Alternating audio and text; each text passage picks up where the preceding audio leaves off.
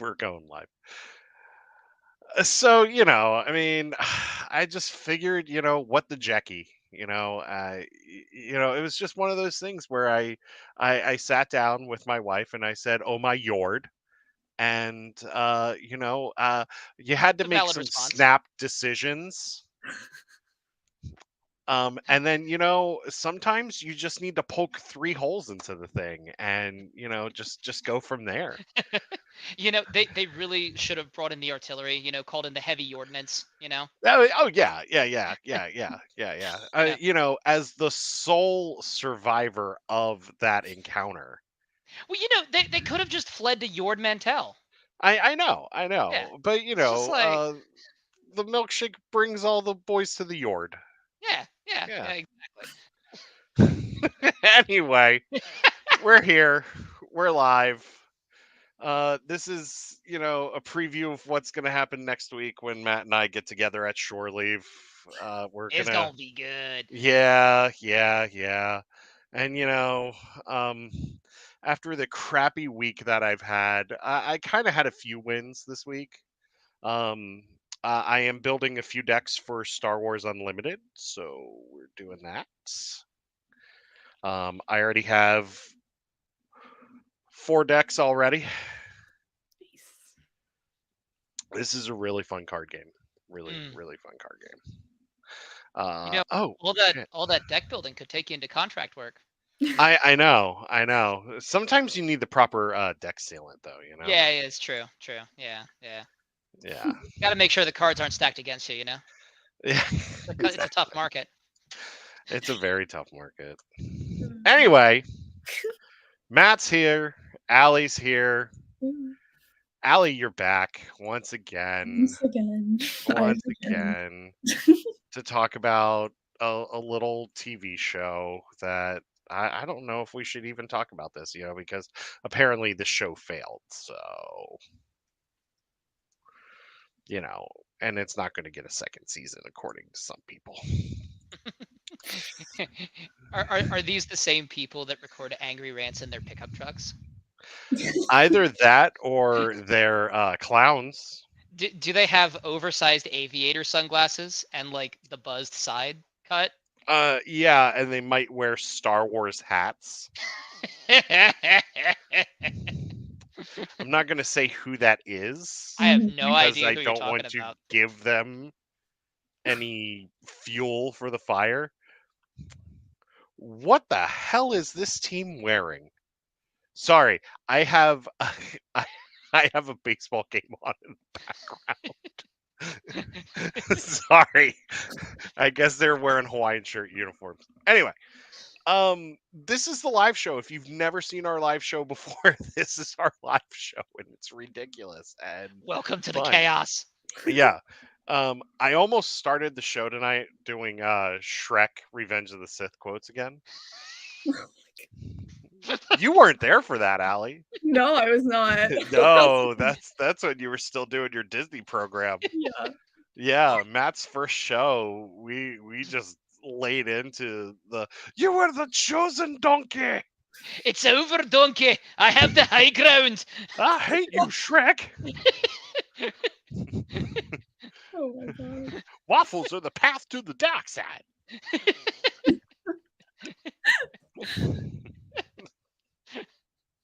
Anyway, Allie, I'm sorry. We're talking too You're good. much. No, it's How are perfect. you? Are you I'm good? good. I'm doing Yeah. all right. Yeah. But I kind of had a crappy week too. Mm. This show was kind of like the only good part of my week, honestly. Yeah, I had some surprise medical stuff come up, so I've had a pretty Oof. crappy few weeks, but I'm getting through it. All right. Well, that's good. As long as you're okay, Matt, as long as you're okay, as long as your dog's okay, as long as everybody's okay, that's all that matters. Yeah. That's all Allie, that matters. happy to see you on your feet or in your chair in this case. Yeah. So, a couple of bits of housekeeping, and then we're gonna jump into the fun here. Um, n- there will or will not be a live show next week. It all depends on shore leave. and the shenanigans we get into up in Pennsylvania. Shore Leave 44 is happening next weekend up in Lancaster, Pennsylvania. Huge guest list this year. They've got, if you're a fan of Star Trek, they have multiple Star Trek people. If you're a fan of Stargate, they've got you covered. If you're a fan of Lucifer, they got you covered. And then they've got us Star Wars fans covered with two guests also. We got Greg Grunberg, who died in episode 9. And then we got Ingrid Delia, who played Leia in Rogue One. So, yeah, there's that. Matt and I are going to be hanging out next week. Maybe doing live Instagrams or what have you from the con. Most definitely. Yeah, it's we're gonna not sleep that much. Um, yeah, it's gonna be great. It's gonna be great. So, if you are in the area, come to Shore Leave. If you're not in the area, fly out and come to Shore Leave because it's going to be fun. Hopefully, the whole system updates won't screw things up. And if they do, start driving. Yeah, exactly. Allie, come on, drive. Come on, let's go. Oh Come on, gosh. come on. Yeah. So that's the housekeeping for right now. Um, we're gonna go over a quick bit of news and then we're gonna dive into the Acolyte. We got a 10-minute gameplay trailer for Star Wars Outlaws. Don't really want to talk about it too much because all I'm gonna say is that it's beautiful. It I'm is a excited for it. beautiful game. I'm excited. For it. You know what I wish I could play it on? You know what I wish I could play it on this PSP. That would be cool. Like Yeah. a little handheld version. Yeah. Yeah. Well, I'll be able to play it on my PlayStation Portal. But also you two better be happy that I pulled myself away from college football Oh for god. this. We appreciate your sacrifice. Much It's appreciated. not in vain. Eric Mitchell has to be the quarterback of the University of Maryland. What's he gonna do? You know, I mean, it's terrible. This burden. Anyway, Star Wars Outlaws. Really excited for it. Allie, are you gonna be playing Outlaws? Not sure as of the moment. Like we Okay. kind of talked about before, because my vision, I'm not like a huge video Yeah. game person, but I'll see. I'll probably still check out YouTube videos regardless. So we'll see.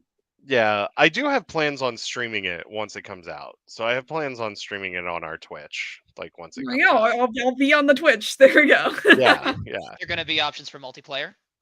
No, this is a complete single player experience. Beans. But you know what? I think you need a single player experience for this. But it's going to be different. It gave me kind of like Star Wars meets Red Dead Redemption vibes, the gameplay trailer a little bit, and I'm here for that. That it looks pretty great. Yeah, I'm all for anytime Star Wars goes Western. I'm all for it, anytime. Which is why Solo is one of my favorite movies.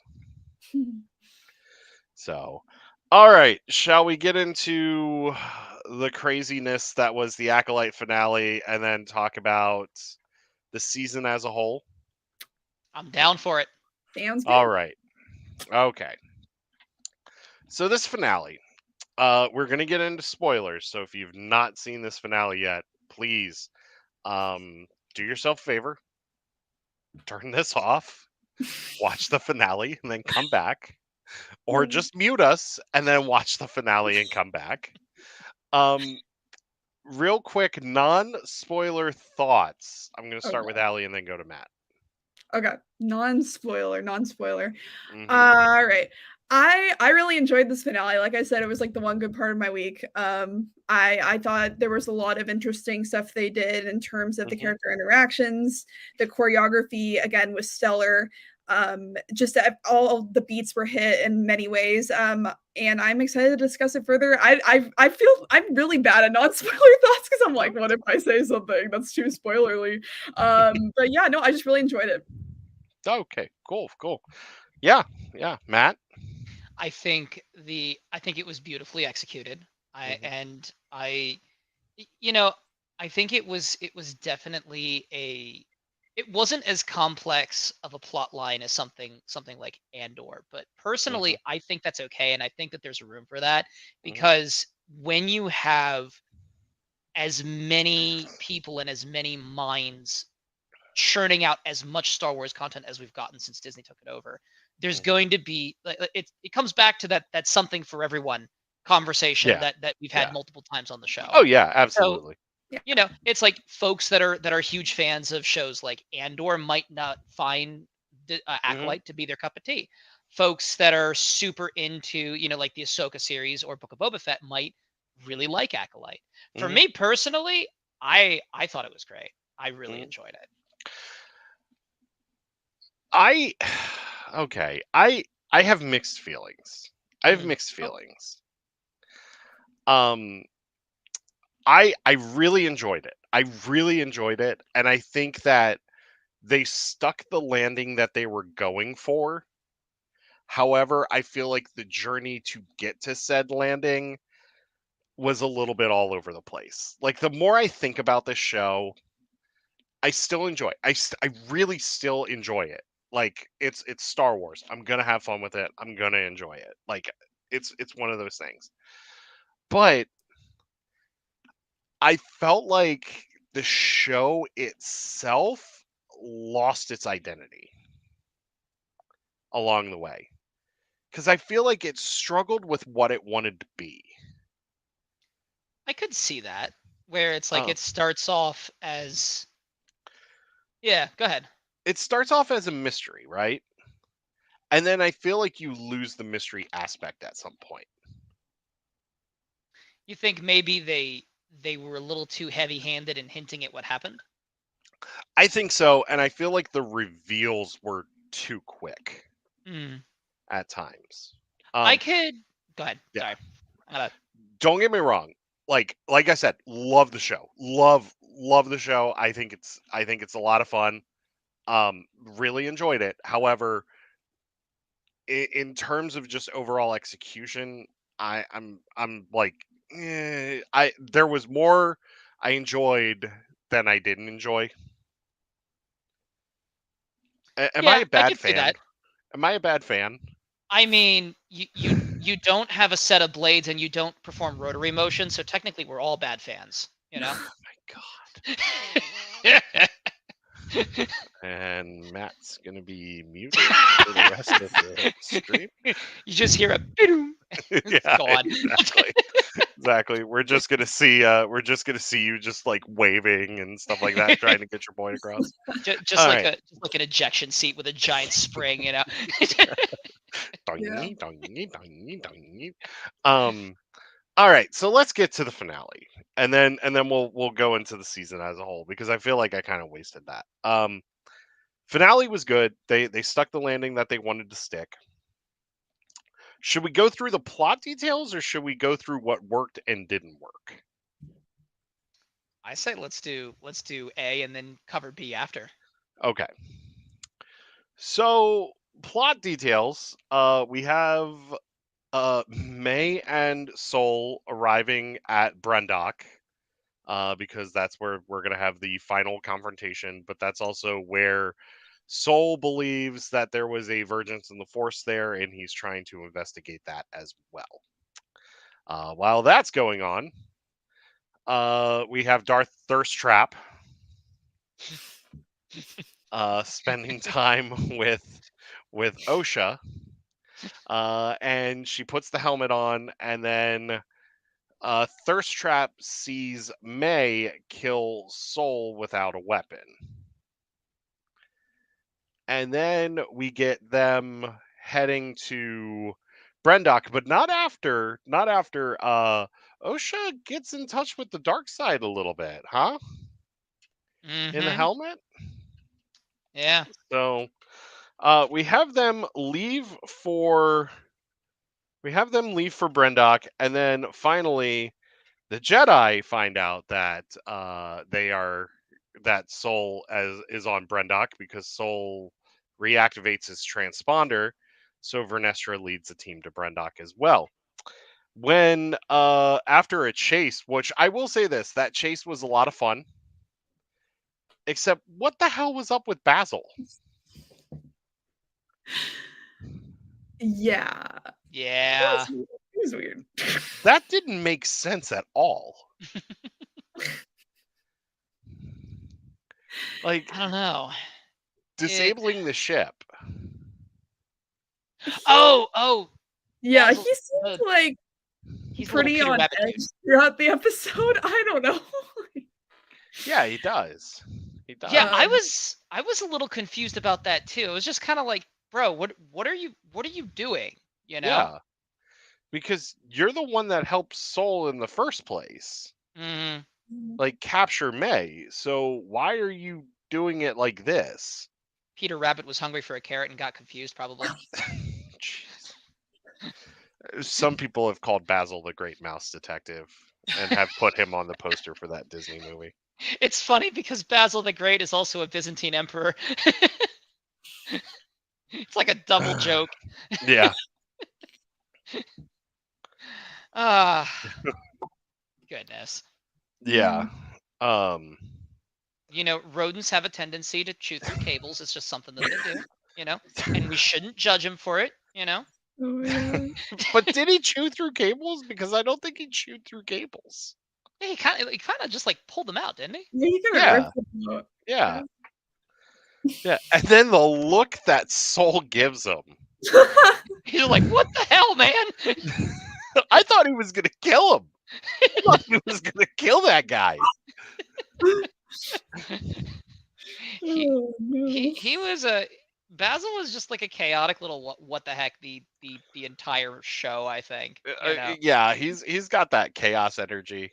Mm-hmm. He's got that chaos energy. So anyway, we get to Brendok. Well, before we get to Brendok, when Osha and Chimere leave, we see a little hand go like this, and then we see a little face go like this, and that's definitely Yoda. Oh yeah, no, 100%. Yeah. Definitely not a figure that's like a centerpiece in a particularly epic tragedy. Not at all. No. It was not. I'm not saying that it wasn't Darth Plagueis, but I'm not saying that it is Darth Plagueis. You thought it was Yoda? I thought it was Kit Fisto. No, it was Plo Koon. Oh yeah. That no. Actually, no, it was Kiadi Mundi, just to piss off the fans again. Kiadi Mundi, just his head was upside down. Exactly. It was just to piss off the fans again. It was a big middle finger to the Topps trading card from 1999. Well, I mean, what can I say? The guy in the cave, he was a political idealist, not a He was a political idealist, not a murderer. Yes, it was actually Count Dooku. Yeah, totally. Yeah. And before he started on his skincare plan, you know. Yeah. And super important. And now some people are jokingly saying that the one Padawan that's like so attached to Vernestra is Palpatine.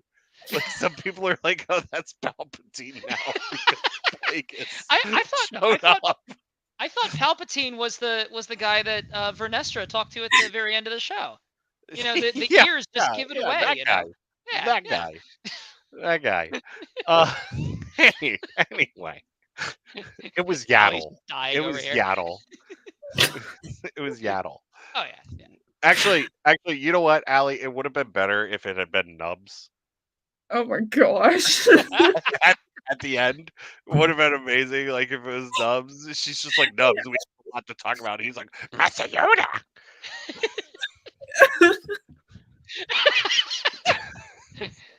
We need a live action Nubs now. That we do need live action Nubs. Yeah. Thank you.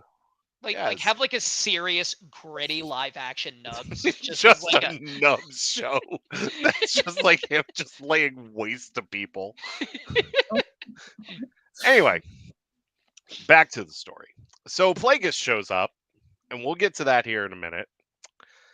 After that happens, oh yeah, we have a senator show up in the most secure location in the temple that the Padawan just lets him into the command center for some reason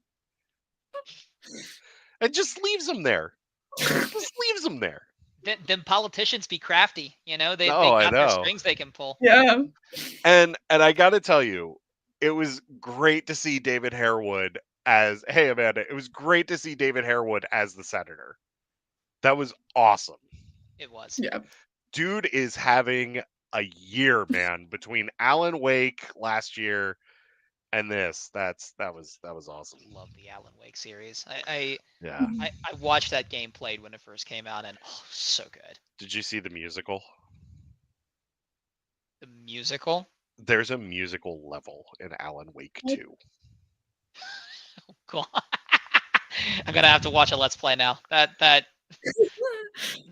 just that. That song. He also did the Night Spring DLC. Yes, he did. The song that they used, they actually performed at the Game Awards back in December for that. Anyway, so David Harewood shows up and he's talking about how the Jedi now need an investigation from the Senate because, like, the Senate believe that the Jedi are not being checked as well as they should be, which they really aren't. Yeah. He might have an autosave near the musical scene. Yeah. But they really aren't. Like, if you really look at the Jedi, like when it comes to like checks and balances, the Jedi are not checked at all. They just kind of do their own thing. Now granted, in the old days of the High Republic era, we did find out that they were operating outside of the jurisdiction of the Republic, but they operated alongside the Republic. But like you can see, like they're trying to bring the Jedi under the Republic umbrella. Yeah. Agreed. Yeah. Yeah. It's kind of like the competing interpolitical nonsense between both Senate and Jedi and everything. And there's political nonsense in Star Wars. What? Whoa, what a concept. Next you're gonna tell me that there is an entire trilogy dedicated to wars from space trade.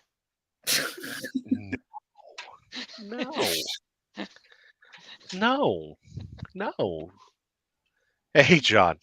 No. No. Politics in my Star Wars? Guffaw.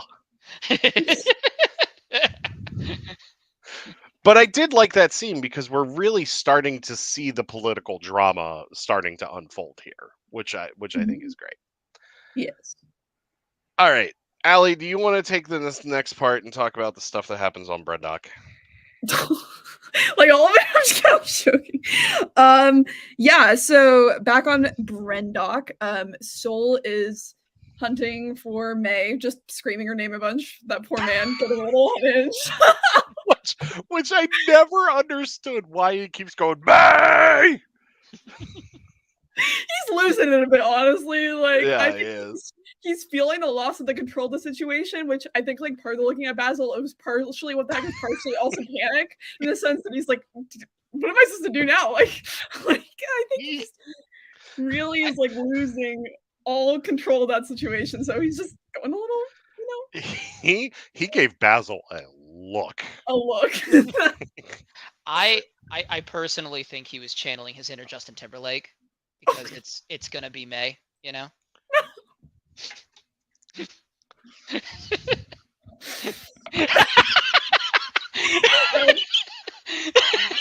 Oh god. That's twice that I've almost walked off the show lately. Oh god. Due to Matt. God, thank you. I'm here all day. Next week be terrible. If I had a nickel for every time a male character screamed a female character's name, I would have 2 nickels, which is not a lot, but it's weird it happened twice. All right. Anyway, so he's screaming for May. Yeah. May stumbles upon the room that it all like went down with Osha, and that's a little traumatic for her.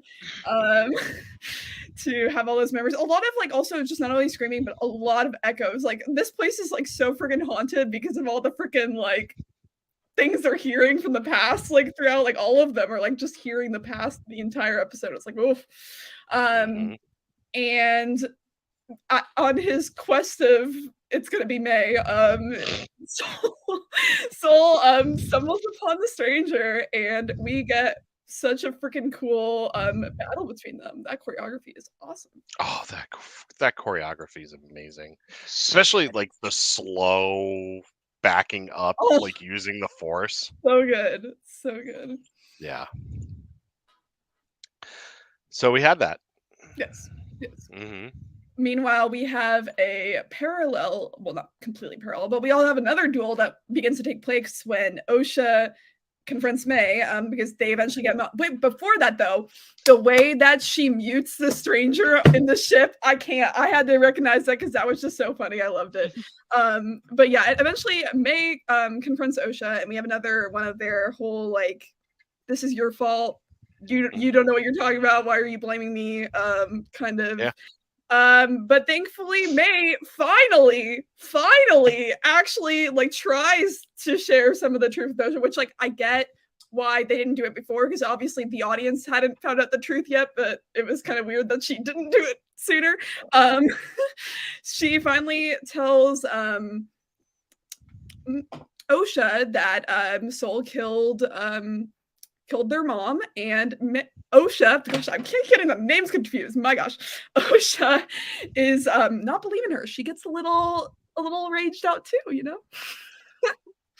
Yeah, which I will say that fist fight is pretty entertaining. Yes, it was good. Fist fight is pretty entertaining.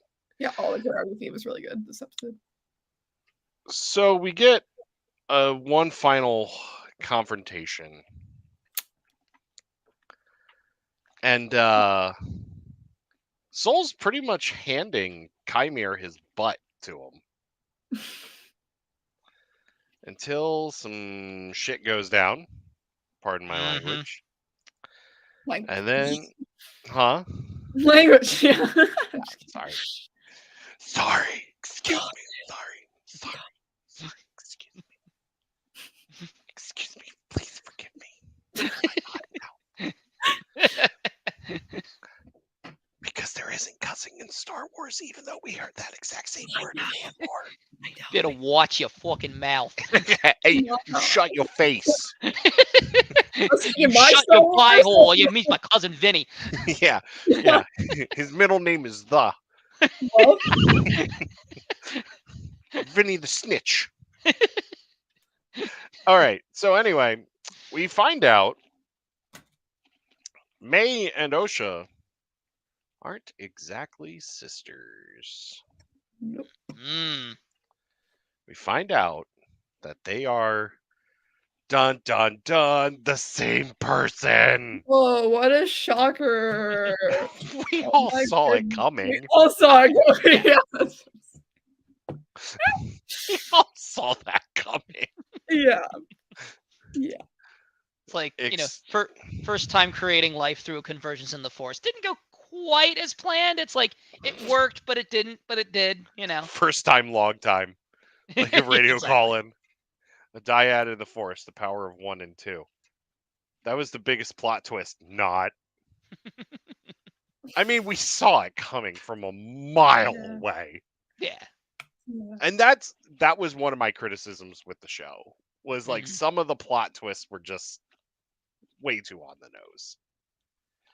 Anyway, we'll get to that in a second. So Soul loses his lightsaber, and Osha picks it up. And we saw something really freaking cool. Allie, do you want to say what it was? We saw lightsaber bleeding in live action for the first time.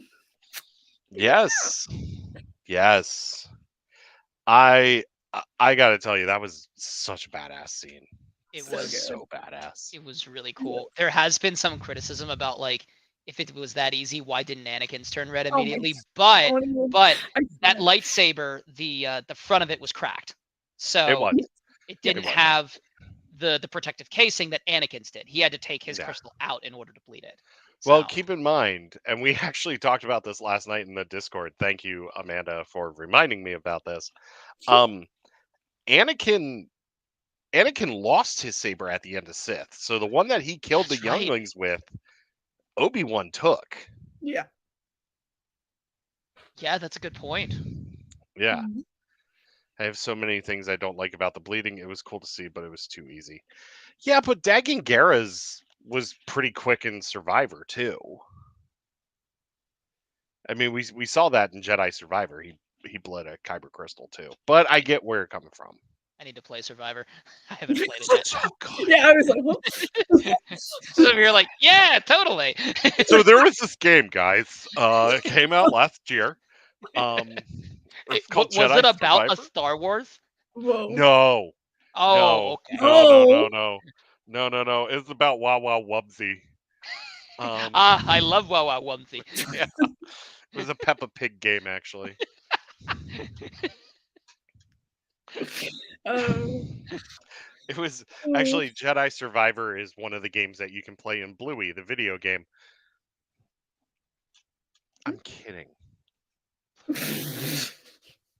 We're going so far down the rabbit reference Literally. hole. Reference rabbit hole. Yes. Yeah, Yeah, honestly, I'm so negative Nancy about the finale. That's why I'm not on. How dare you? How dare you? I'll channel your inner negative Nancy tonight, Amanda. Don't worry about it. Dagan Gera, another hot shirtless dark side user. You know, Ben Swallow set the trend, and it's Yeah. just, you know, it's been like that ever since. You know. I just think of that undercover boss with Kylo Ren. He's like, I hear Ben Solo has an 8-pack. I hear Kylo Ren has an 8-pack. You think it's true? Anyway, The dark side now offers something more than just cookies. yeah. Anakin set that trend. Actually, Anakin did set that trend. Oh, yeah, you're right. That's a good point. Because that was in Attack of the Clones. Yes. Yeah. When he saw his mom with the Tusken Raiders. Anyway. So we got the bleed, which I thought was really cool. Mhm. And then Osha kills Sol after Sol admits that he murdered her mama. Mhm.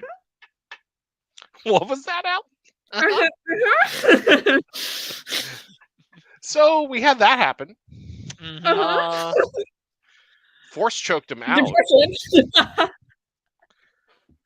Look, I was hating on Soul as much as the next person for some of the crap he was doing, but it was still very tragic. It was still sad, especially when he said it's okay, and I just wanted to sob because that is so sad. Like even though she was killing him, she was still trying to comfort her. My heart breaks. Soul's whole situation was tragic because like I'm of the opinion that his killing of Mother Anasea was reflexive, and I think it was an accident. Because like if you look, like she turns to smoke and he just reflex swings in her direction, and when she reappears, stabbed through with the lightsaber, he's looking at her like, what in the what? You know? Like he was struggling to process like what just happened. So I think, you know, he still done did it, but I don't think he really meant to done did it. Not that that really matters because the done didding was done, but you know. The done didding was done did. Didding done. Yeah, it was done. Yeah, for me with Soul, like something I noticed throughout the episode is this episode especially, it's like it's not even just like that he did the act, it's just how like how much he neglects it and how much he just refuses to fully confront it, because consistently throughout the episode with both May and Osha, including in his final conversation with Osha, every single time he brings up a statement like, I wanted to protect you, I wanted to care for you, I love you. Like every time he brings up a statement like that, he immediately follows it up with, because you're not the same person, because there's aversions on this planet, because this, because that. He always sways it off instead of finishing the statement and being like, I was trying to protect you because I care for you and your sister and I want to make sure you were safe. Instead of saying that, he means like, it's because you're not like, because you're not the same person. I can prove it to the Jedi. He deflects it with the Jedi's original mission and just does not take accountability for it in the way that he should be, which is following through and being like, yeah, it was an accident, but I still am sorry because I care for you guys and I know that loss was hard for you. Instead, he's just like, no, it was just part of our mission, because we had to like define the virgins, Right. Because a couple of young girls that lost their entire family in one night aren't going to give a crap about proving the existence of aversions to the Jedi Council that they didn't even know existed a week ago. So So I wanna talk about the confrontation a little bit more because it's Osha that kills Saul. Yes. It's May that says, "Hey, we need to turn this guy in, and he needs to like face justice for the crimes that he committed." Mm-hmm. And then Kymir almost goes along with her in that until Osha appears and just completely we get the heel turn, which I saw coming. Mm-hmm. It still was tragic though, like the way that she killed him. Like that was tragic. However, the actor was still breathing a little bit, like when you cut to some of the shots of him. So lives. It's kind of like those takoyaki meals that you see where it's like you pour soy sauce on the octopus tentacles and it still kind of starts flipping about even though it's dead. That's totally what was happening there. Yeah. I gotta say, I wanted a lightsaber fight between Vernestra and Kymir. That would have been cool. If there's a season 2, I think we're gonna get it. Oh, for sure. I think we're gonna get it. I think they have to leave like some things undone to hopefully get that other season, So yeah. I will also say too, like they could have had Soul reading the phone book this entire season. I would have eaten it up. That actor is just brilliant. Yeah. And I loved every scene he was in. He could just chew scenery the entire season. I'd be happy. Oh yeah. Mm-hmm. Yes, if we get a season 2, because they leave it open-ended. Mm-hmm. So we have. I do want to bring up something about you said, if that's okay. Yeah. So you brought up like the whole May and Osha like flipping. And I like thought back to kind of the start of the episode and how maybe they've kind of processed how they're handling the situation and processed how the others are reacting to it, in the sense that when Kymir is asking Osha if she will train, she says, "I'm not my sister," and Kymir is like, "Oh, May, yeah, you're not." May made that decision without thinking, which kind of like calls to the idea that in like the start of the show, May was very impulsive, whereas Osha has always tried to be this more like level-headed, like we need to listen to them, we need to just go to the Jedi, we need to like process this. To see how that flips in terms of when they are really confronted with the truth of things, it really like flips it on its head, because I think in a sense when Osha is talking to May about how she couldn't like calm her negative emotions and that's why she didn't become a Jedi, that kind of shows us that kind of through May's impulsivity and rash like realizing what the fire did and how that kind of impulse, even if it was an accident, that kind of impulse action, as she processes this thing, she realizes impulsivity is not going to be the way as much. And whereas Osha clearly bottles up those emotions, keeps relying on something will work out in the future and we'll just keep fighting to become more impulsive in the end. I just like that whole flip where they try to trick us into thinking in the beginning of the episode, like, oh yeah, May is the impulsive one. May is the one in the vision. May is the one who always like, because like throughout the show, you always see reactors be like, why is she doing this without thinking? Like May always is built to be this impulsive one. So I thought it was a little something. I know a lot of it could come off as predictable, but I did appreciate that element where it's like, no, May, Osha can be just as impulsive as May, even if they're not the same like person per se. Yeah, I actually liked May's thoughtfulness, especially like towards the end, and how like she was trying to come to see both sides of the light and the dark. Yeah, and she gives Osha the choice. She asks Osha, "What do Yeah. you want to do?" Like, Right. I really appreciated the growth she did have. Yeah. Agreed. Yeah. Go ahead, Matt. I was also going to say too, I do also wonder because this is effectively artificially created life through the Force via whatever mix of Force techniques and arcane technology by a dark side cult.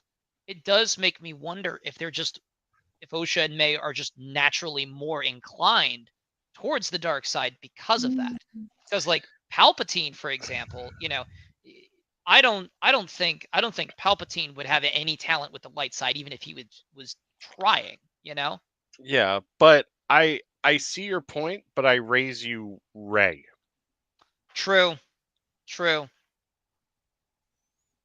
very Um, true. yeah.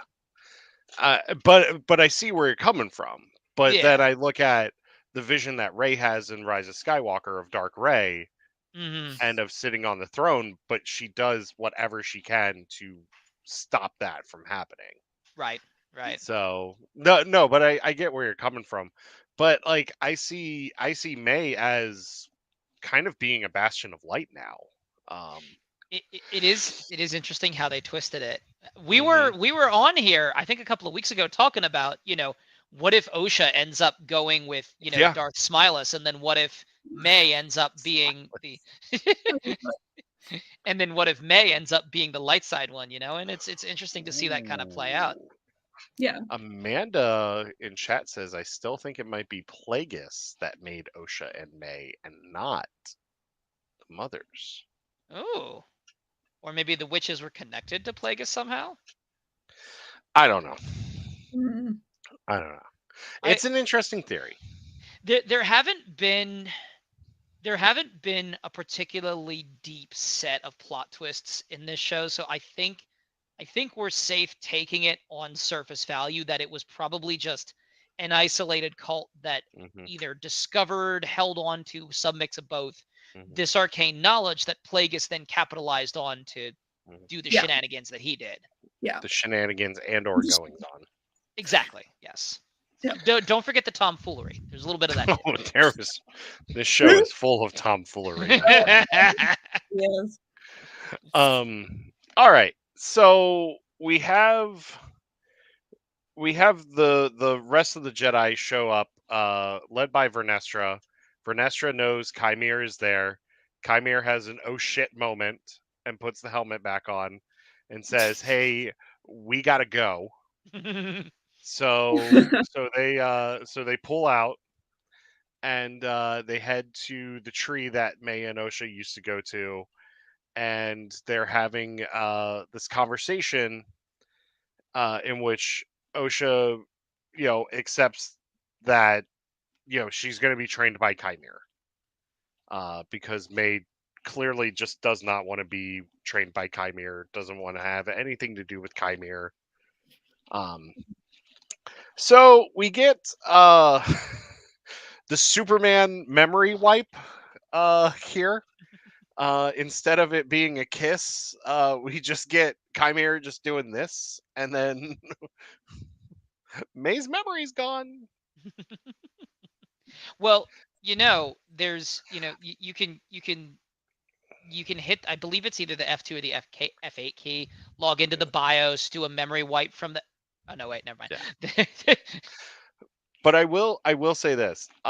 It's an emotional scene. It is. Absolutely emotional scene. Um, especially when they're talking about, the power of two and everything. Right. Mhm. Um, what was going through your minds during this scene? Do you want to start or do you want me to start? Go ahead, Allie. Okay.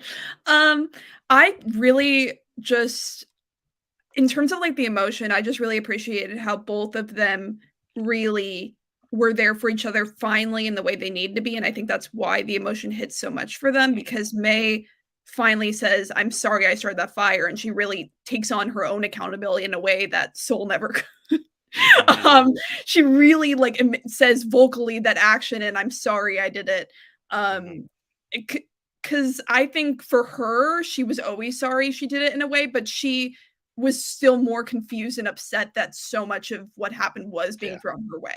But Yeah. still, I think Osha just really appreciated hearing that from her, and then also her also giving, like I said, giving Osha the like choice of what do you want to do. And then also May in return finally gets Osha believing, like having more faith in her and trusting her, and like and being okay with like just being like just confronting everything, especially when they're discussing like what to do in terms of like why are you still putting your faith in the Jedi? Oh, like we might end up like our mom. Like just being willing to take that steps with them more because she sees that everything wasn't as black and white as it was before, obviously, because she's been confronted with what Soul did and everything. So I just really thought the emotion was really built well off of those like different interactions between the characters. Yeah. Yeah. I'm also not really surprised at all that Osha's dark side expression was so much more powerful than May's, because like, you know, number one, I think May set up Soul to confess within earshot of Osha. I think that's Yeah. why she was Oh all yeah. about Yeah. that. Oh Sure. yeah. But at the same time, like, Osha had all of that built up anger towards May. Throw in the betrayal that she would then feel from Soul when she realized that everything Yeah. everything about the people she wanted to be a part of as a kid ended up being a complete lie. Throw on top of that, honestly, I see a little bit in Osha of like what happens when people pleasers snap, you know? And, Mhm. because she was very much just trying to do right by everybody and always falling short. And, you know, and I see the final season, she just lost it. So, it's it I think it Baby Yoda. was Yep. I think it was interesting the way it played out. I do question why they had to leave May behind. I'm guessing because Darth Smiles' ship was a two-seater.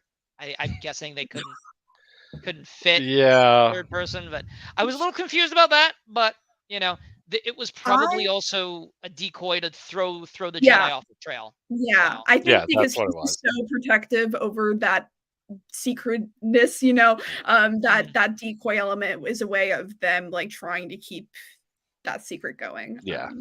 right. So we get Vernestra seeing Soul's body, and Uh-huh. she leans down and whispers some sweet nothings into his ear. And then she turns around, and well, we know Chimera is watching her. Yeah. She turns around and Chimera disappears. And we know that they have a connection with each other because, and you can put two and two together before she even unveils like who it is. Yeah. Um, so anyway, she whispers some sweet nothings into Soul's ear, and then we get May being arrested, and May and Vernestra have a lovely conversation back on Coruscant about how May had her memory wiped and everything, and May talks about her last memories being the trauma that she experienced at 8 years old. Tragic. And then um, Vernestra puts it on, well, says, Vernestra pretty much puts it on Soul. Yep. And then Yeah. she puts it on Soul to the entire Senate that's there. Or representatives of the Galactic Senate when they have the tribunal about the Jedi Order. Mhm. And I'm going to say this right now. I do not like Vernestra anymore. hmm She I definitely think she chose a politically expedient path.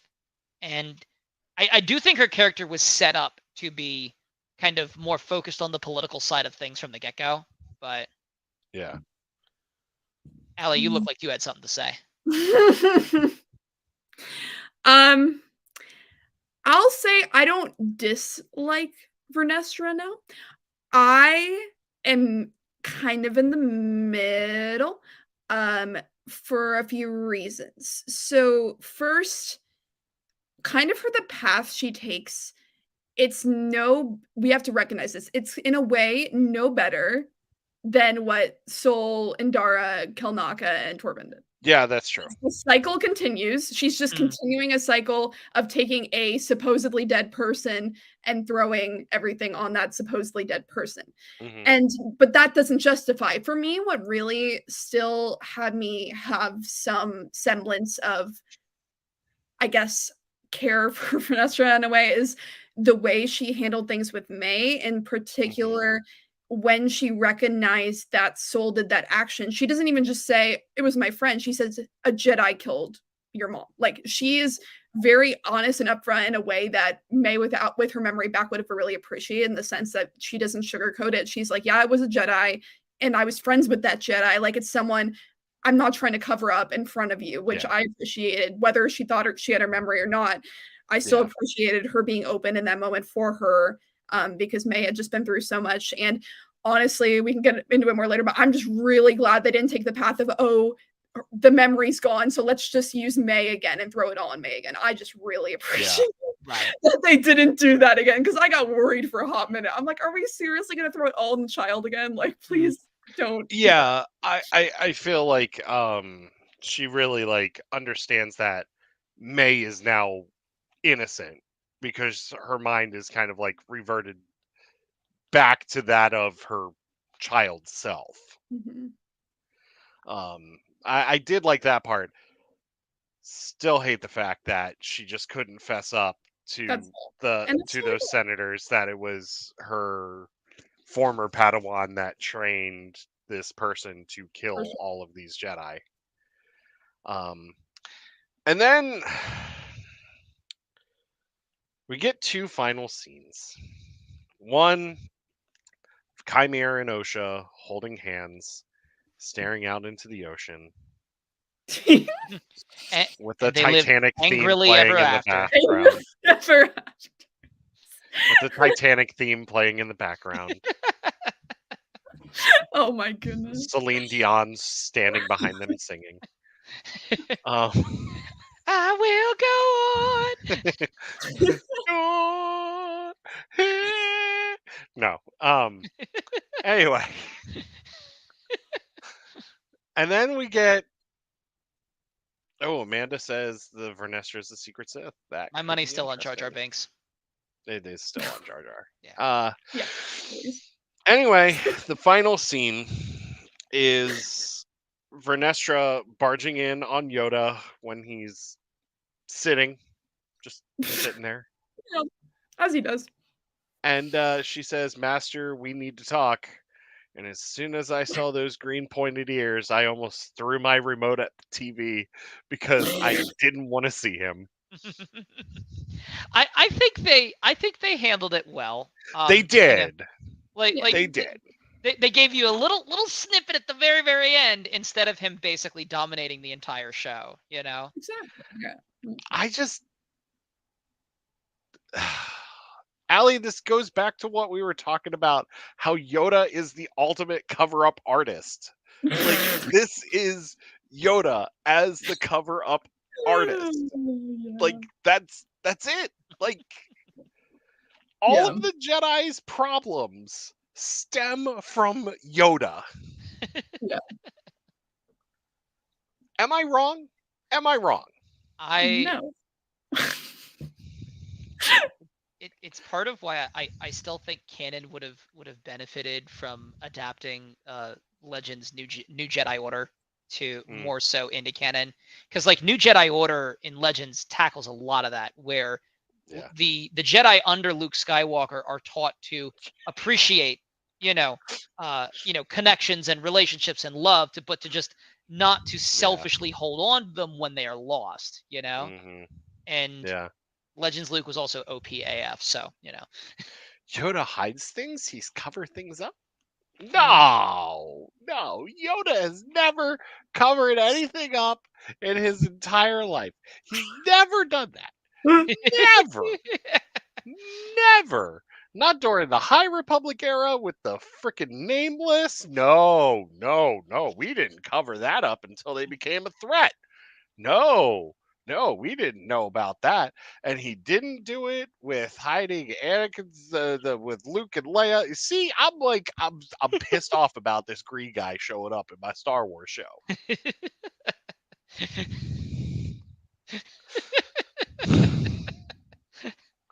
Allie, I'm sorry. Am I being obnoxious tonight? No. No. No. Pissed off you are. No. Pissed off I am. Meow, Yeah, meow. yeah. Unlimited power. Yoda was actually the Sith that was pulling the strings the entire time. Yeah. No Yoda hate? Oh, I'm hating on Yoda. I'm hating. I'm gonna hate him. Whoa. No, I don't. I don't hate Yoda. I don't hate Yoda. I just don't like that he covers stuff up. I just don't like it. I just don't like it. It was Yoda all along. It's like Agatha all along, you know. Oh my god. It was Yoda all along, and he killed Sparky too. He is our lovable little light side space goblin. He is a goblin. He's a gremlin. Don't He feed is. him after midnight. By the way, what do you think was in Yoda's stew in Empire Strikes Back that that Luke just like tasted and was just like, ugh, this is horrible. It was weed. It was weed. Okay. Oh my god. I say it's like My weed. wife said weed. Weed, old meat, and swamp water, probably. You know, It was it's the thing that swallowed R2. The soup probably tasted like Dagobah. Yeah. All right. Let's talk about this show as a whole. Now that we've talked about the finale, a frog was in that stew. Maybe. A frog So made now that stew. Yeah, the frog made that stew. What worked for this show?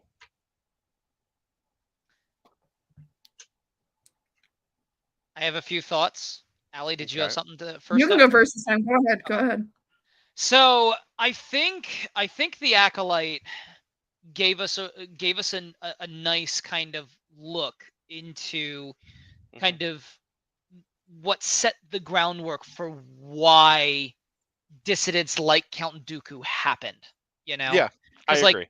Because you have opponents of the Old Republic going on about like corruption in the Senate and this and that and the other thing, and the Acolyte does a good job of giving us a taste of what was going on. Mhm. Like, you know, Yoda's second in command was more worried about keeping the Senate from hamstringing the Jedi Order from being able to do anything at all, more so than actually focusing on what the Jedi are supposed to be, you know, all about, right? So, and I do think I think the Acolyte does a good job with kind of giving us that taste of how, you know, someone like Palpatine was able to take advantage of the situations that existed at the time. With that being said, I do think that the trope that we've seen since like Battlestar Galactica, Game of Thrones, that the whole kind of like everyone who's good is actually bad and everyone who's bad is actually just misunderstood. I think that trope personally is getting a little old. With that being said, I don't think the Acolyte hits the point of exhaustion for that trope within modern media, though. I don't think we're there yet. I think, you know, give it another couple of years of content, we'll probably get there. But that's just my 2 cents personally. I think the trope's getting a little old. But in the context of what's going on with the Old Republic leading up to the prequel trilogies, the tropes that they used make sense. You know what I mean? So that's my thought on it. Overall, I enjoyed it. Allie? I think the show really handled well the ideas of like how we are all vulnerable to not just some emotions but all of our emotions. And especially and sometimes that the more we suppress or ignore or the more we try to recontextualize our emotions, the more vulnerable we can actually just become to them. In the sense is that we just see throughout the show how even those characters that lead themselves with the idea that they are just trying to take the noble path or take the best option ultimately find themselves, including Osha, find themselves confronted with those negative emotions. And I think it frustrates me because I've seen a lot of people be like, oh, this show is saying, I've seen too many people saying, oh, this show is just saying bad is good. It was good that Osha choked out someone, like bad is good. And that idea, it frustrates me so much because the show is never trying to say that bad is good. The show is trying to say that Osha, even if she has an idea that these actions are right or these actions are wrong, she's still just as vulnerable of a human being to succumbing to negative emotions. And she says they're negative emotions. Never once does the show try to glorify those emotions or Chimere's actions as the right thing to do. She says they're negative emotions. They acknowledge all of the losses that each of them causes throughout the show. It's never glorified. So I wanted to bring that up. And I honestly just think the way it handles like those vulnerable emotions is just so powerful. And also kind of like calling to what you were saying about how it kind of like builds upon like the future content. Something I really noticed with that especially is in terms of defining who and who isn't ready in the sense. One of the most prominent parts of like the prequels per se that comes up in the show is like age. Are you too old to train? Are you too young? Or like what are we going to step into and change these children's destiny? They're the only children there with like 50 or 60 or however many was women. Like a lot comes up with age specifically, but it just really plays on these ideas of what will kind of be the restrictions. And I'll mainly bring up the age because like that was a big thing back and forth with Anakin. Is he too old to train? Is he too young to be a master? Is blah blah blah blah, like all these things with age. And I think it's a big thing too, because not only with Osha and where she stood, but also with Vernestra and how young she was when she was exposed to a lot of the trauma and a lot of the responsibility. And it just plays on these ideas of just, I think vulnerability is just the biggest thing with this show. We are all very vulnerable to becoming the best and worst parts of ourselves can come out in many different scenarios. And I just think the show did a really good job with that. And like, while like you kind of brought up how like sometimes we might teeter a bit on the edge of like, oh, it's too like hammerhead with it, or it's too like we're getting too much into the two sides.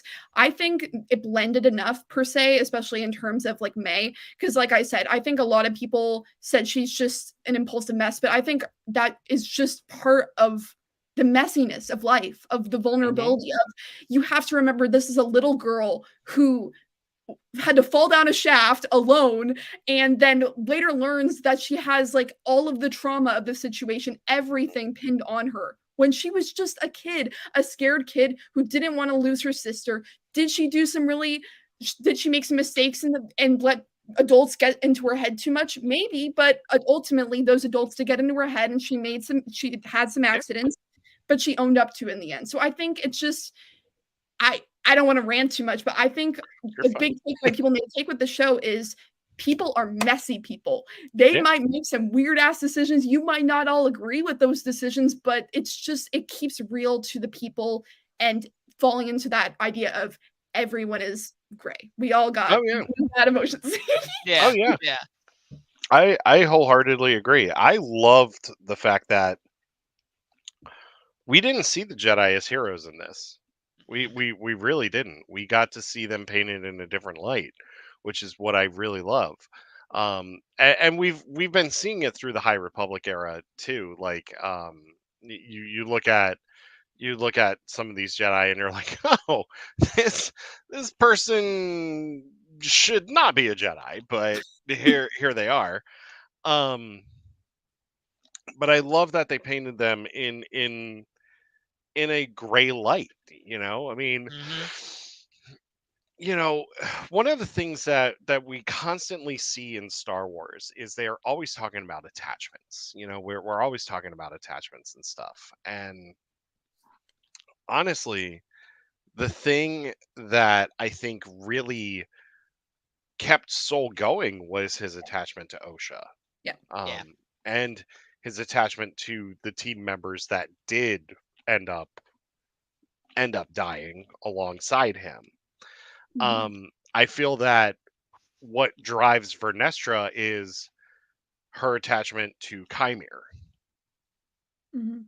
Because while she succeeded with Imri back in the High Republic days, she didn't succeed with Chimere. So that ended up biting her in the butt. And that's one of her driving things is her attachment to Chimere. I do think they really nailed attachments biting the Jedi in the bum with Soul, you know? Oh, yeah. So. Because one of Soul's last words to Osha is "I love you." Yeah. Which I love that, by the way. I absolutely love that. And Li Zhongjae should be nominated for an Emmy for his performance in this show. His acting was phenomenal. It was incredible. Yes. So yeah, that worked. I feel that there was a lot that they did with the Force that was really interesting. It kind of reminded me of the way like they experimented with the Force in The Last Jedi, in a way.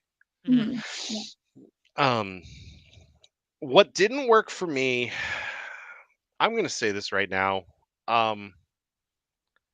I am not a fan of these short run times for these episodes.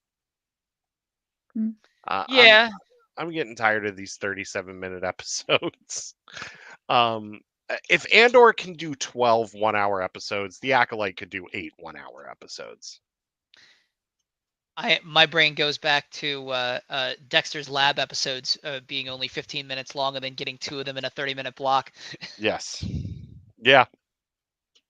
We did that with X-Men, the animated series, too. Yeah.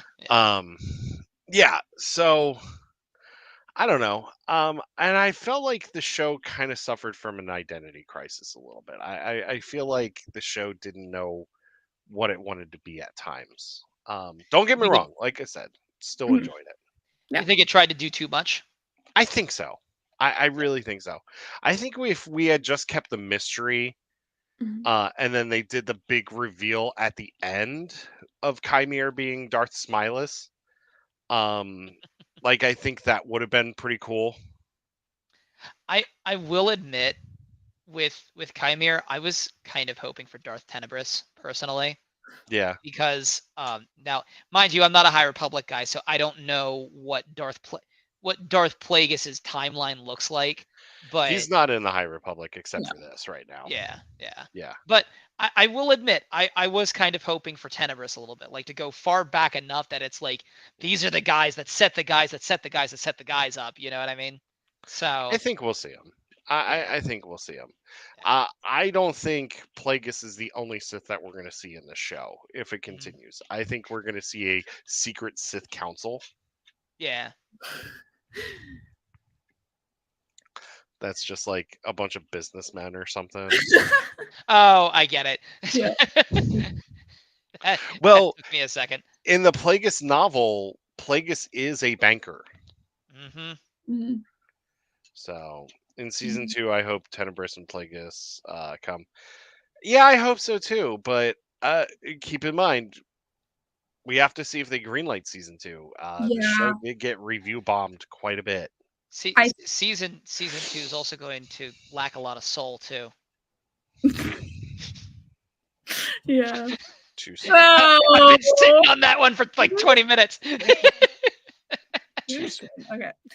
Yeah, no, I think this is a show. I think the biggest like thing to your point too is this is a show that could have greatly benefited from already having multi-seasons, like greenlit. I think so. Because when you have a mystery like kind of a show, a lot of my favorite shows that like build up mysteries already knew they were going to have more than one season when they started. Like they knew their beginning, middle, end, that they could tell it across seasons. And I think an issue with having only one season, and this is nothing against Leslie, she did amazing work, and I'm like, I said, the show. But I remember one of her like first interviews before the show came out was like talking about how she wanted to have like a good catharsis at the end of the season. And I think when you're focused on wanting to give your audience enough closure and catharsis in case you don't get another season, or just in general to tell a story where you want them to feel satisfied at the end of the season. I don't think that necessarily could work well when you have a show built on wanting to be a mystery, because if you're so focused on wanting to give your audience a feeling of like a good feeling at the end of the season where like enough is like solved for you that you feel satisfied, it's hard to keep mystery fully going. Sure, you can keep like some mystery to it, but like if you're like with like you said with the small episodes and a small condensed time frame, you're going to feel more of a rush to solve those mysteries, I think. Yeah, I agree. Alternatively, they could have left the questions unanswered and then had the fans demand a second True. season. It could have done it too, but that's what I'm saying. Like if you Yeah, if yeah. you determine to not have it be that way, it's hard when you only have It's one. it's final season of Game of Thrones syndrome, where they only had seven episodes or something like that to wrap up the entire story, and you know, Yeah. although this, I will say this show did not have teleporting Unsullied. Although if there was any universe that could have had teleporting armies of soldiers, it probably would be this one. But Yeah. Mhm. Yeah, I gotcha. yeah. Don't get me I wrong. also I think actually enjoyed the final season of Game of Thrones, but I'm like the only person Yeah. on the planet who did. I also think it's maybe the way they executed, not as much. I think like your point is valid in a way, but I also think to add to it, I think part of it could be the way in which they executed the reveals, in the sense that I just think the I don't know exactly why, but I just noticed a consistent pattern of even people who love this show of being like, "Come on, like give us like what happened? What happened? Like Mhm. tell us."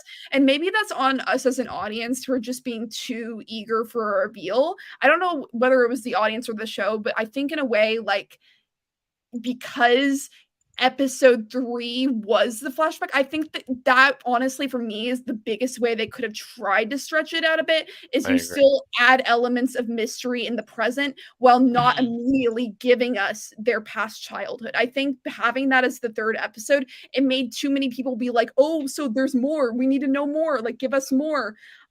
So that could have been a way they could have stretched it out a bit more, I Yeah, guess. Yeah. I do think that they dipped a little bit too much into telling as opposed to showing, and you know, and that may have been due to the time and budgetary constraints, Mhm. but Yeah. Yeah. so Yeah, I'm curious to see where they go with a second season, if they get a second season. I hope they do, right. because I think Mhm. that this is a team that has a lot to prove when it comes to this show. And it wasn't a bad freshman season. It really wasn't. Like I said, it had some ups and downs, but Mhm. I enjoyed most of it. I enjoyed it more than I thought I was going to at some Indeed. point. So. Um, Mhm. I just I just really wish that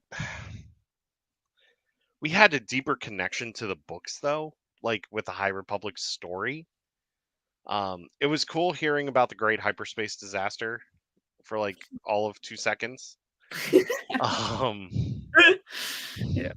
but like I think if they had had it like a deeper connection besides for Nestra and Mhm. Yoda, like could have done better. I'm sorry, I don't hate Yoda. I really don't. You pretty much said you did. I don't. I do, but I don't.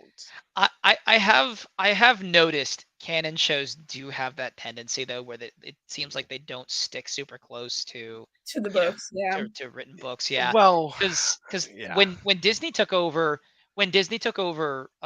the Star Wars IP, I was really hoping to see a little bit more of like the Thrawn trilogy, New Jedi Order. Personally, I don't hate what's come out. I've enjoyed what's Mhm. come out, but um, I have noticed that there's been a lot of like, we're going to kind of pick little bits and pieces here and like Mhm. make our own thing, is the vibe that I've gotten from canon so far. Yeah. And a big thing about that was one of the big things for that was them taking Thrawn and putting him into Rebels. Yes, But he worked for Rebels he did. really well. Yes, and his casting the voice actor in Ahsoka was just like, yeah. that was so great. Now, I will say this. As terms as far as finales go, I will say, and Allie, I think you're going to agree with me on this one. Mm. This was a lot better than the season 3 Mandalorian finale. Yes. I was just rewatching. Actually, I was just rewatching our podcast episode for that because I'm like, I just remembered we vented. So... Oh, I agree. And I will say this: it's also better than the Ahsoka finale because I feel like the Ahsoka finale kind of fell flat on its face too. Yeah. There are 2 perfect finales that they've done for Star Wars. Well, 3 perfect finales. 4 perfect finales that they've done for Star Wars. You tell. 1 is live action. 3 are animated. Okay, woo, that's a good track record. I like that. Andor had a perfect live action finale. Yes. Mm-hmm. Clone Wars had a perfect finale. Yes. Hi, Pickle.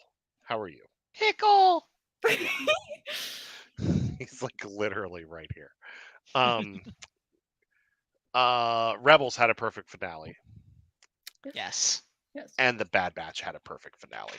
Bad Batch finale was so good. Resistance also had a perfect finale. Thank you. I was literally the restraint I had in that moment.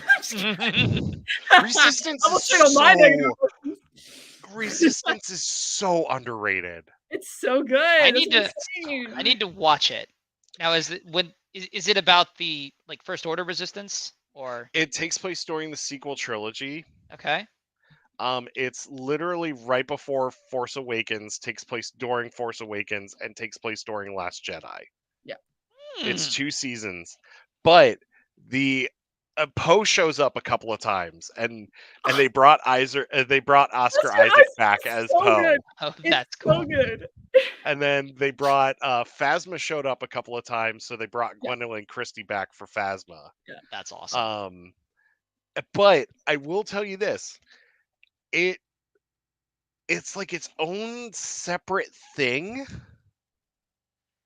but it works really, really well. That's a good way of putting it without spoiling it. I agree. Yeah. It starts off pretty childish, but that's what a lot of the animated shows have done. But it matures quite a bit as that show goes on. Yes, especially with the way the first season ends. Yes. It's kind of like how the Orville starts off as like a parody of Star Trek and then just turns into Star Trek. The Orville is so freaking good. Hi, Pickle. Pickle! No. The star of the show is here. No, buddy. No, you can't go up there. No. He's looking. He's got his eye on it. No. Don't go up there. What are you staring at in the corner? There's nothing there. What are you doing? Don't look at me like that. This is Pickle. He's our cat. There he is. There, I'm going to pet Pickle. See? Pickle. There he is. There he is. Pickle. See, I'm petting him without petting him. See? It actually works. It actually works really well. Everybody says hi, Pickle. What are you staring at outside now? There's nothing there. He's looking at the ghosts. I think he does look at ghosts sometimes. Yeah, hi, Pickle. Hi. Pickle. Pickle. No, Pickle. Anyway, those are the perfect finales in Star Wars. The Acolyte is middle of the pack for me. I think that's fair, you know? Because, like, Acolyte, is it a show that I'm going to go back and watch over and over again? Yes, you are. Yeah, totally. I'll go back and watch the parts with Soul because I totally don't have a man crush on that actor. But is it something I'm gonna go back and rewatch? Maybe once or twice. I Mhm. don't know, I but will I say this: enjoyed it. I've rewatched Book of Boba Fett more times than I have the Acolyte.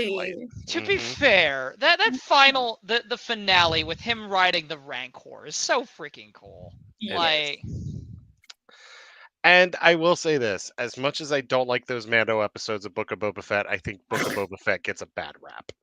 Yeah. I agree. I don't think the hate on Book of Boba Fett is fair. I No. enjoyed it. Yeah. Is it like everybody wanted to see like like a ruthless killer that's just like slaughtering everybody? It's like, you gotta remember, this guy's like in lore in his 60s at this point. Mhm. And it's like everybody's priorities change, even the hardened badasses when they get to their Yeah. twilight years. So Yeah. Anything else about the Acolyte? the Yord Allie, memes are glorious. Allie, Your memes are glorious. What? Allie, what are you trying to? What are you I'm holding trying back? to think. Oh my goodness. My goodness. Oh my goodness! Oh my god! Boba better come back in Mando season 4. Well, Tamora Morrison has said he wants Boba Fett specific episodes in the next season of The Mandalorian. Yes.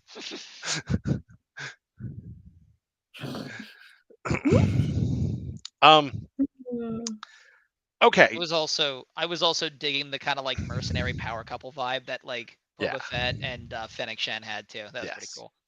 So, Allie, we're gonna do final scores here in a minute, Oh gosh. Should we just score it? but I will say this: one of my favorite things about this whole thing with the Acolyte was doing a trailer reaction with you at Disney. Oh, it's just every time we bring it up. No, that was funny. It was a lot of It's so fun.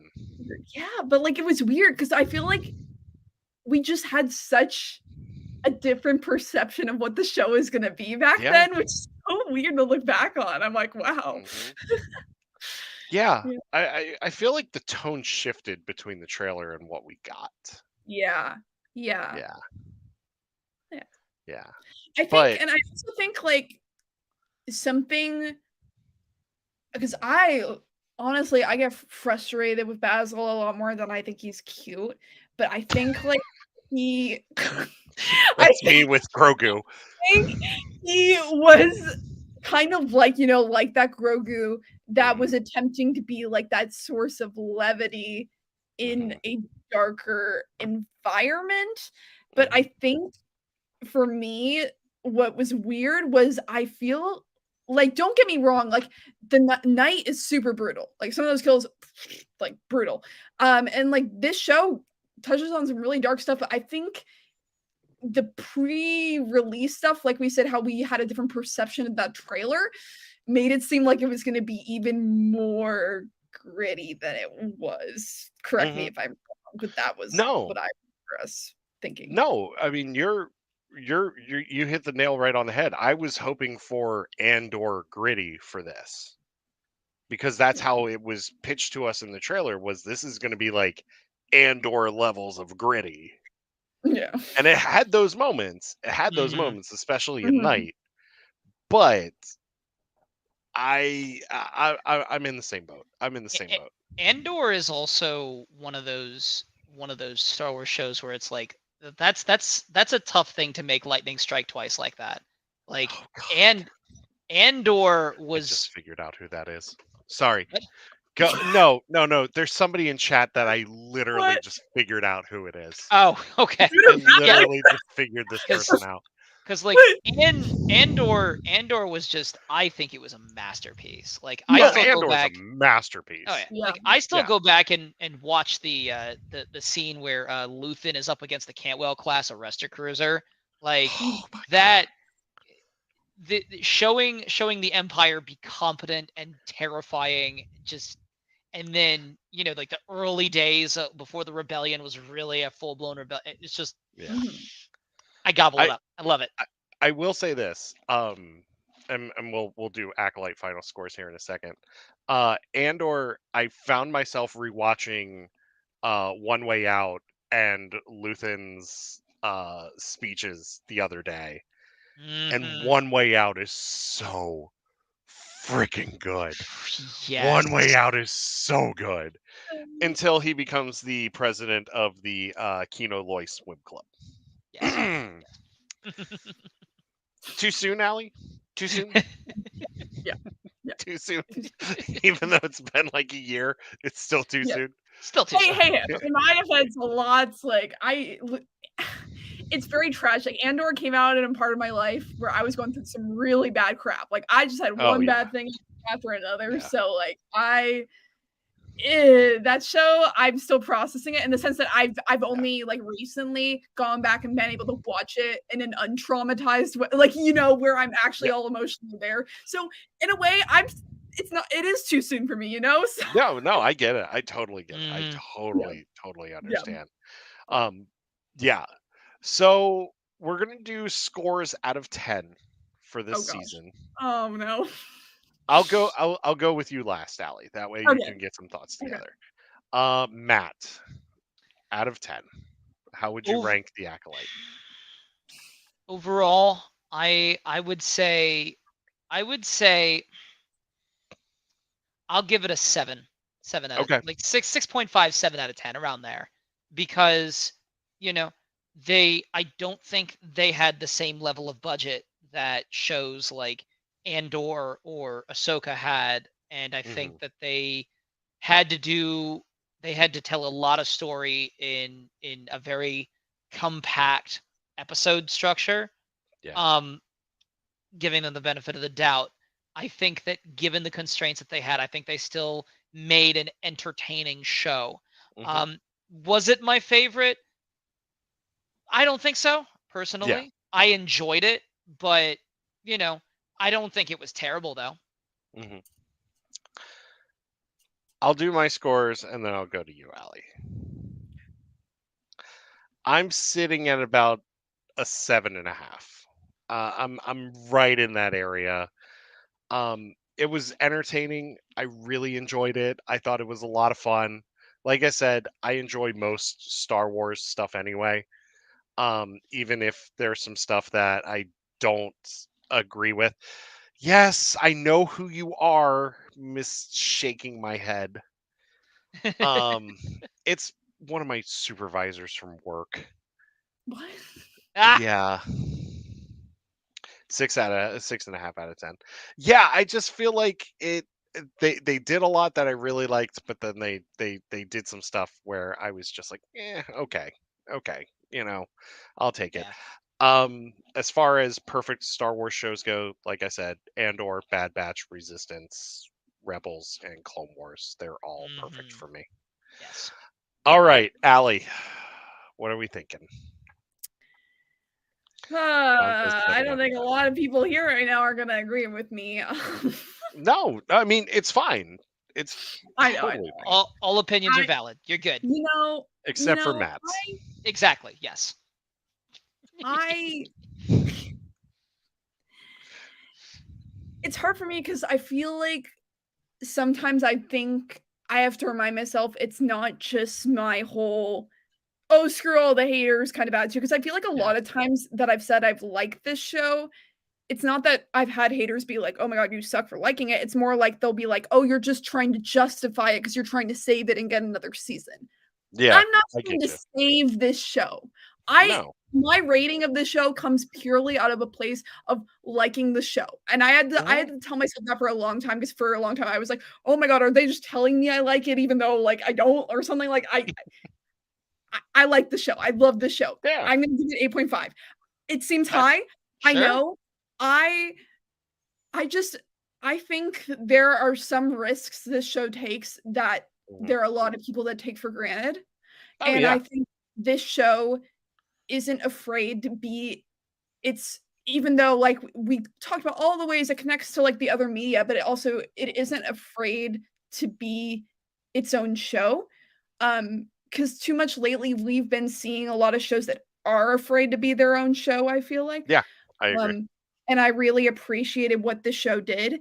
I Mhm. appreciated like how it, like I said, I'm huge emotion stuff in Star Wars. That's why I went on that whole rant earlier. It's huge to me.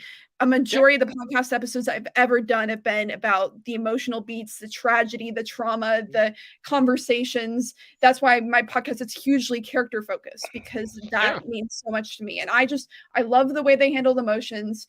And I'm gonna get hate for this too. I love enemies to lovers. I always have. I'm very vocal about that on Twitter. So I'm loving that, despite, don't laugh, please don't laugh at me. You're fine. I'm not But, mad at you. He's no, despite the he's fact actually that laughing at me. It's why I keep coming back. despite the backlash with the sequels, that they are still willing to do this, it means the world to me. The fact that they are still willing to tell individual stories with story elements that they know may not be well received by a majority of their fan base, but they're still willing to take that jump. And I have to appreciate that. And that's why I said at the beginning that I'm worried that people are saying, oh, you're just trying to like justify like your score with wanting to save the show. I'm not trying to save it. I do, Yeah.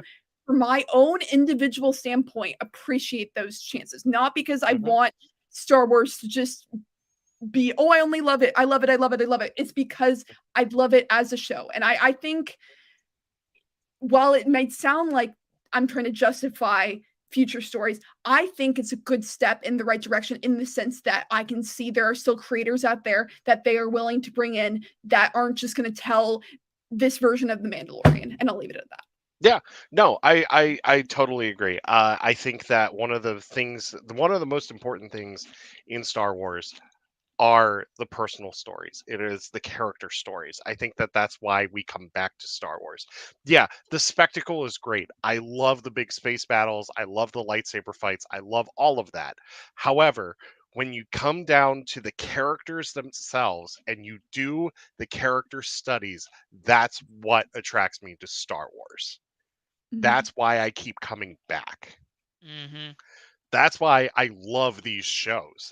I may not, there's more that I like than others, but I still love these shows because we get those character beats. We get those explorations of those characters. Like one of my favorite characters to ever show up is Cobb Vanth. Yes. And Oh we my got He's a a cool character. lot of great character development with him in just a yes. couple of episodes. Yes. Loved it. Absolutely loved it. I love, like here. Hunter. Hunter is an amazing character. Yes. Yeah, Yes. I'm trying to build a Hunter deck for Star Wars Unlimited also, so Mhm. but yeah, Hunter is an amazing character. The entire Bad Batch are amazing characters because we got to spend time with them. We got Mhm. to hang out with them, see how they tick, all of that stuff. Allie, you and I have talked about this before. I was not a fan of Omega. I was No, you were not a fan of Omega at the beginning, but no. she grew on me so much as that show went on. And Mhm. I came to love her character. And that's the Mhm. important thing here. We come for this to quote Nicole Kidman, we come to this place for such and such. We come to this place for Mhm. the space battles, but we stay for the characters. Mm-hmm. That's the Mhm. important thing. It's the characters that drive these stories. The best Star Wars stories are the ones with the personal stakes. It's not the big galactic stakes, it's the personal Mhm. stakes. Yeah.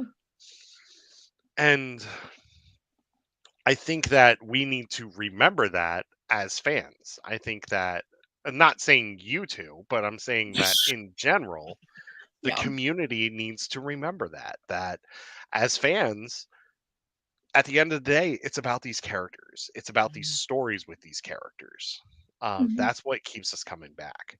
And Um, and yeah, and it comes back to what we touched on at the very beginning of the stream tonight about how mhm, the diversity of content that's coming out yeah, from the Star Wars universe within the last almost decade at this point means that there's yeah, something for everyone. So, mhm, Allie, you having an 8.5 is perfectly okay for Acolyte. There can be people that rate it 10, 11 out of 10, and that's okay Yeah. because yeah, they, they find something.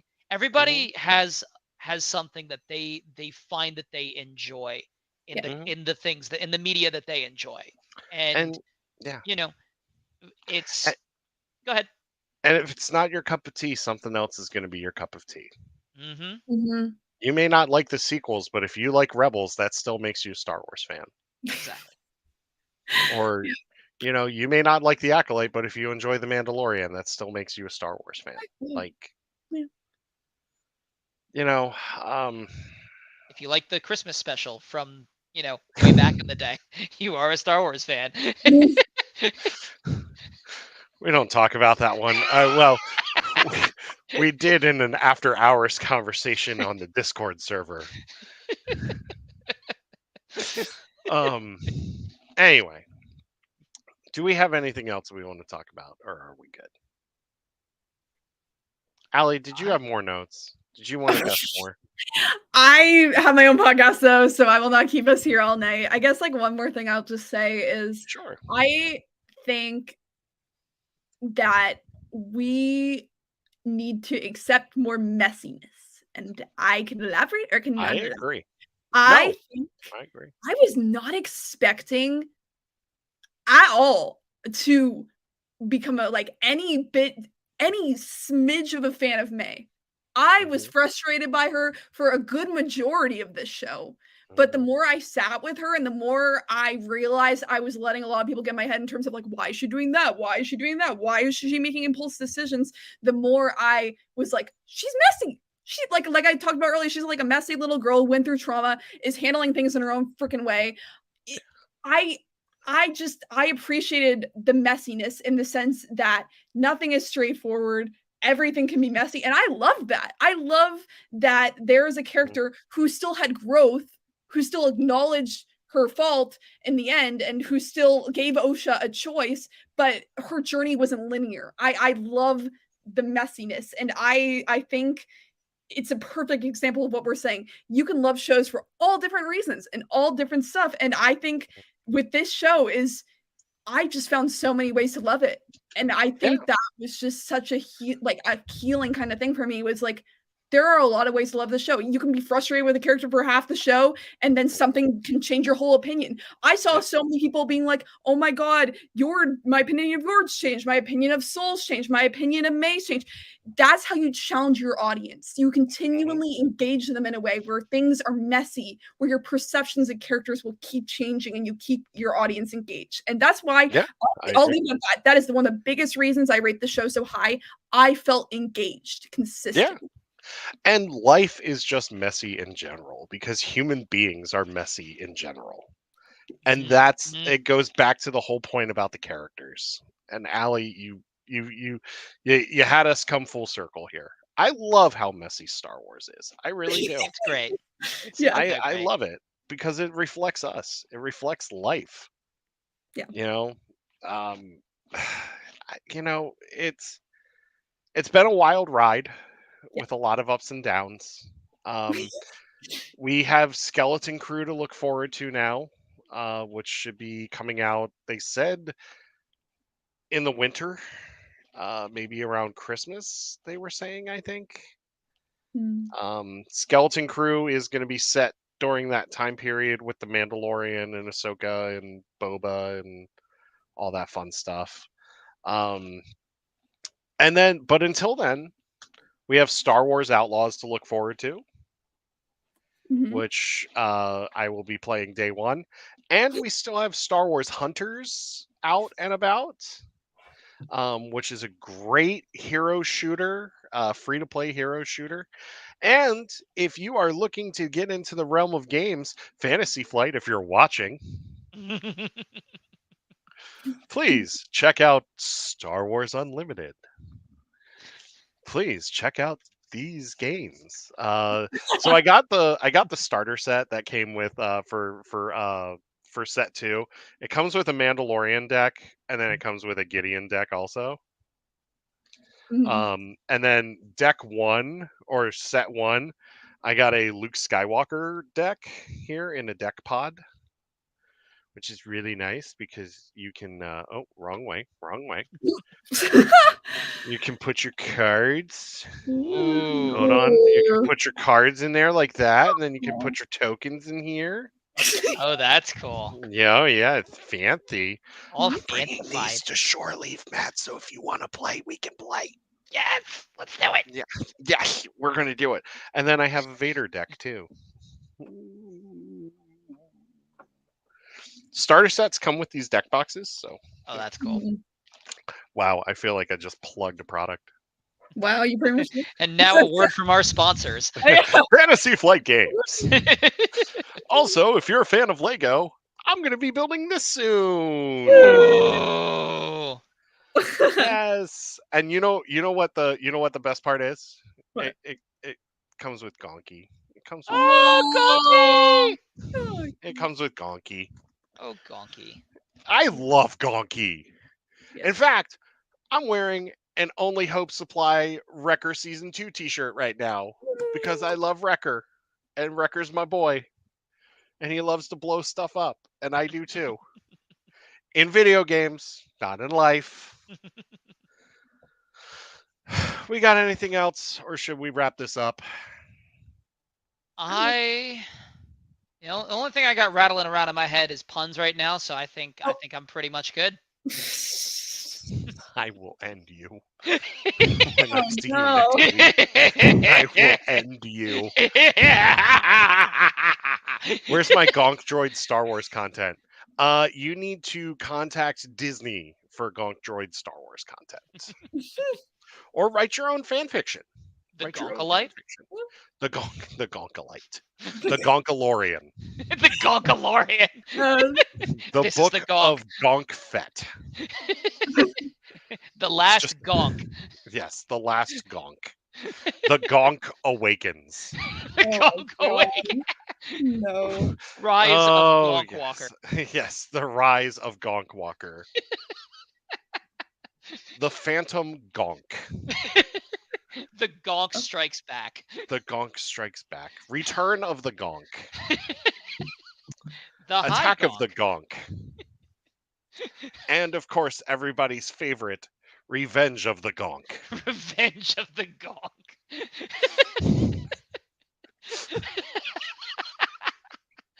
No. I broke Allie.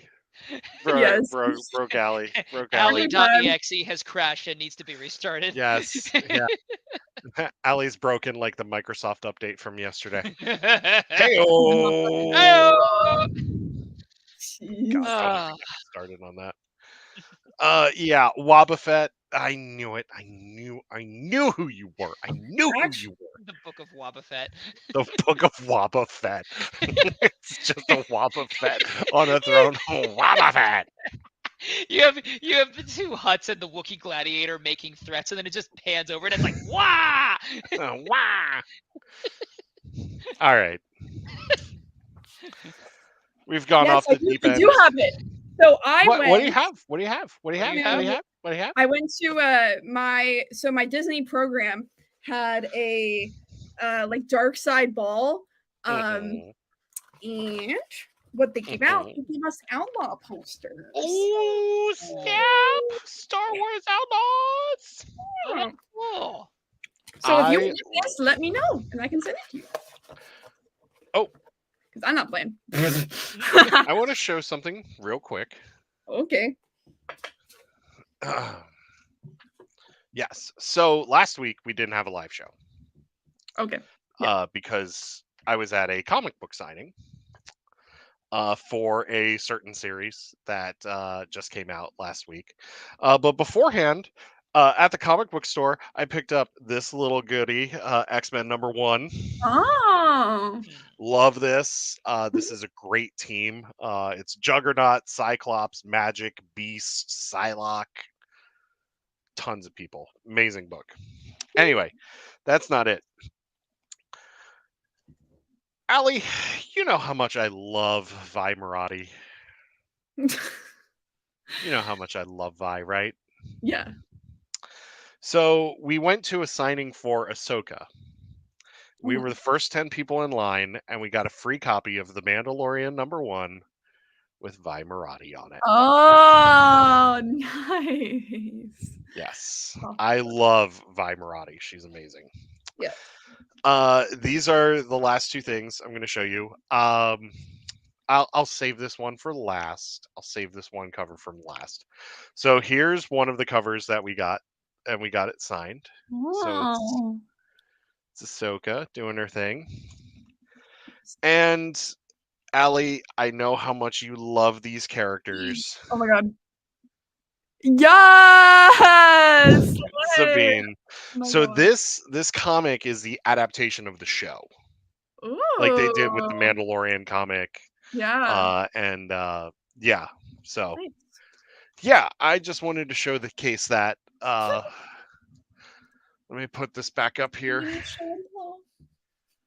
Anything else? All right, no, we're done. Okay. Yep. Okay. I am going to be hanging out in Discord a little bit after the show. If anybody wants to hang out there, I'm going to post the Discord link one more time. And I'm also going to be playing some college football because I want to. And because that game has taken up so much of my life. Yeah. Here's our Discord. So if you're not in the Discord, join us. Matt, you're going to be filming some content. I will see you next week, my friend. First round of drinks are on me. Okay, sounds good. Yes. We are going to run shore leave. I am probably going to get my press pass revoked. I'm kidding. I'm kidding. Kidding. I'm strongly considering showing up with like a whole Monty Python thing, just going full should. ham into the You medieval should. stuff and like have someone behind me like with the coconuts, you know? If I wasn't doing press, I would do that. Yeah. Yeah. Because like Yeah. I have a friend who does a mad You have scientist friends? skit. I have so Whoa! many friends. Some of them are Friends? outside my head. And but he does a mad scientist skit. So I'm thinking of doing like the "Who are you that are so wise in the ways of science?" But it's like a Monty Python skit, like running up on like an actual mad scientist Nice. for the masquerade. Nice. Yes, Masquerade. We will be taking photos of that, so stay tuned for that as well. That's it for this week. Like I said, we're going to be on Instagram and all sorts of fun places doing live stuff as we do content from Shore Leave next week. Also, next week is San Diego Comic-Con, so I've got double duty on reporting from stuff from there and from Shore Leave. So Have fun with that. yeah, that is it for us, my friends. May the force be with you. May you And always also fight with for you. light in life. Shut up. Jeez. Always fight for light in life. And remember, at the end of the day, we are all the Republic. Until next time, we'll see you later. Goodbye. Take care, guys.